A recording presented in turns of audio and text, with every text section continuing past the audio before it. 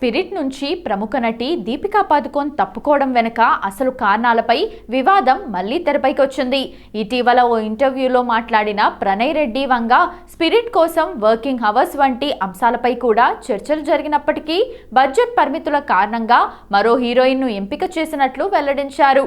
ఒక్క like social మీడియాలో దుమారం. ఈ క్రమంలోనే ప్రణయ్ కామెంట్స్ తర్వాత ఓ సినీ జర్నలిస్ట్ ఇన్స్టాగ్రామ్లో చేసిన పోస్ట్ జెడ్ స్పీడ్ వేగంతో వైరల్ అయింది. పురుష హీరోలు ప్రాఫిట్ షేర్ చేసుకుంటే అది బిజినెస్, అదే ఒక మహిళ అడిగితే ఎందుకు వివాదం అంటూ ఆ పోస్టులో సదరు జర్నలిస్ట్ ప్రశ్నించారు. ఇక ఈ పోస్టుకు దీపిక లైక్ చేయడంతో ఆమె తన అభిప్రాయాన్ని పరోక్షంగా వెల్లడించారనే చర్చ సోషల్ మీడియాలో జోరందుకుంది. గతేడాది దీపిక స్పిరిట్ నుంచి తప్పుకున్నప్పుడు తాను ప్రెగ్నెంట్ అని, రోజుకు 8 గంటలు మాత్రమే పనిచేస్తానని కండిషన్ పెట్టిందనే వార్తలు వచ్చాయి. అయితే లేటెస్ట్ ఇంటర్వ్యూతో ప్రాఫిట్ షేర్ అంశమే ప్రధాన కారణమన్న వాదన మళ్లీ తెరపైకి వచ్చింది. ఈ రెండు వాదనల్లో ఏది నిజమనే దానిపై మాత్రం మేకర్స్ నుంచి స్పష్టమైన అధికారిక ప్రకటన లేదు. స్పిరిట్ వివాదానికి మరో కోణాన్ని దీపికా పదుకోన్ సన్నిహిత వర్గాలు వెల్లడించాయి. తమ వాదన ప్రకారం దీపిక ఈ చిత్రానికి ఎప్పుడూ అధికారికంగా సంతకం చేయలేదని స్పష్టం చేస్తున్నాయి. సందీప్ రెడ్డి వంగాతో జరిగిన తొలి భేటీలో దర్శకుడు పూర్తి కథను వివరించలేదని, కేవలం సినిమా యొక్క వన్ లైన్ ఐడియా మాత్రమే చెప్పారని పేర్కొంటున్నారు. పూర్తి నరేషన్ వినకుండా, పాత్రకు సంబంధించిన స్పష్టత లేకుండా దీపిక ఏ ప్రాజెక్టుకు గ్రీన్ సిగ్నల్ ఇవ్వదని చెబుతున్నారు. అందువల్ల స్పిరిట్ నుంచి తప్పుకుంది అనే ప్రచారమే సరైంది కాదని, అసలు ఒప్పందం కుదరనప్పుడు వైదొలగడం అనే ప్రశ్నే తలెత్తదని ఆమె సన్నిహిత వర్గాలు వాదిస్తున్నాయి.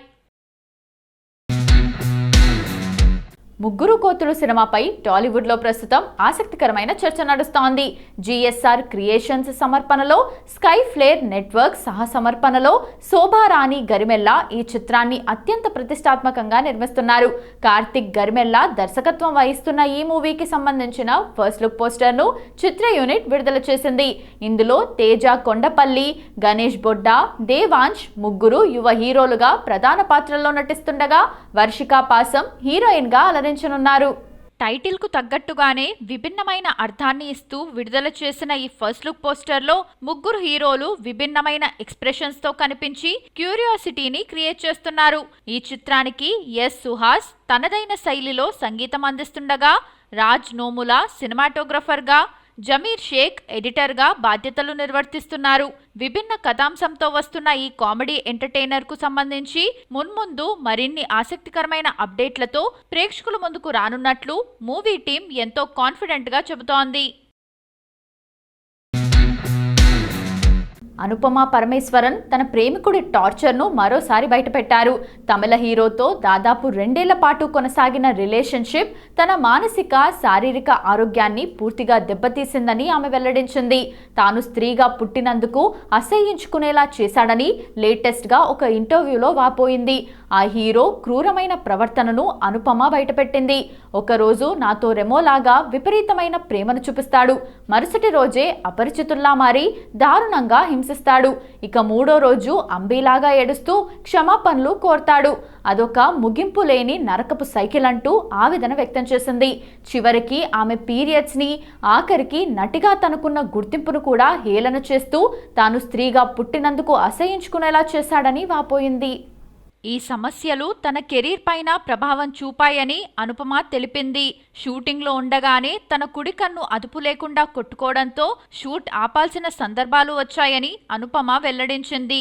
ప్రతి రాత్రి గంటల తరబడి ఏడ్చి మరుసటి రోజు షూటింగ్కు వెళ్లాల్సి వచ్చేదని చెప్పింది. ఈ క్రమంలో కన్నీళ్లు ఉత్పత్తి చేసే లాక్రిమల్ గ్లాండ్ వాపుకు గురై సాధారణ స్థానం నుంచి కిందికి జారడంతో చివరకు శస్త్రచికిత్స చేయించుకోవాల్సి వచ్చిందని తెలిపింది. అయితే అనుపమ ఈ ఇంటర్వ్యూలో తన మాజీ ప్రియుడి పేరును మాత్రం ఎక్కడా వెల్లడించలేదు. అయితే ఆమెతో కలిసి బైసన్లో నటించిన ధృవ్ విక్రమ్ పేరు సోషల్ మీడియాలో విపరీతంగా వినిపిస్తోంది. తమిళ స్టార్ హీరో విజయ్ నటించిన చివరి చిత్రం జననాయగన్ ఎట్టకేలకు ఓటీటీలోకి వచ్చేసింది. జూలై 23, 2026న థియేటర్లలో విడుదలైన ఈ సినిమా తాజాగా డిజిటల్ స్ట్రీమింగ్కు అందుబాటులోకి వచ్చింది. విజయ్ చివరి చిత్రం కావడంతో ఈ మూవీ ఓటీటీ రిలీజ్ పై అభిమానుల్లో మొదటి నుంచే ఆసక్తి నెలకొంది. జననాయగన్ డిజిటల్ స్ట్రీమింగ్ హక్కులను జీ5 సొంతం చేసుకుంది. ఒరిజినల్ తమిళ వర్షన్తో పాటు తెలుగు డబ్బింగ్ సహా పలు భాషల్లో ఈ చిత్రం అందుబాటులో ఉంది. ప్రస్తుతం జీ5 టాప్ ట్రెండింగ్ లో దూసుకెళ్తోంది. భారీ అంచనాల మధ్య విడుదలైన జననాయగన్ బాక్సాఫీస్ వద్ద మాత్రం ఆశించిన స్థాయిలో ప్రభావం చూపలేకపోయింది.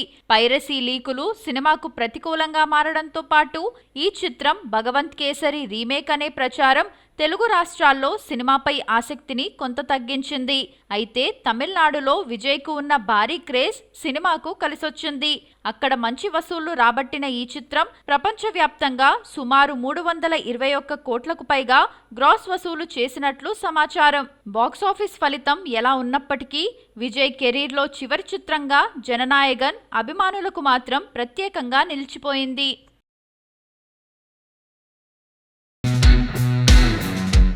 ఆనంద్ దేవరకొండ, వైష్ణవి చైతన్య జంటగా 90s web series fame Aditya Hasan తెరకెక్కిస్తున్న చిత్రం epic first semester Suryadevara Nagavamsi, Sai Soujanya నిర్మిస్తున్నారు. మ్యూజికల్ ప్రమోషన్స్ స్టార్ట్ చేసిన మేకర్స్ ఇప్పటికే 2 పాటలు రిలీజ్ చేయగా థర్డ్ సాంగ్ ను రీసెంట్ గా రిలీజ్ చేశారు. హేషం అబ్దుల్ వాహబ్ కంపోజ్ చేయగా కేఎస్ చిత్ర, ఎస్పి చరణ్ పాడిన విధానం ఆకట్టుకుంది.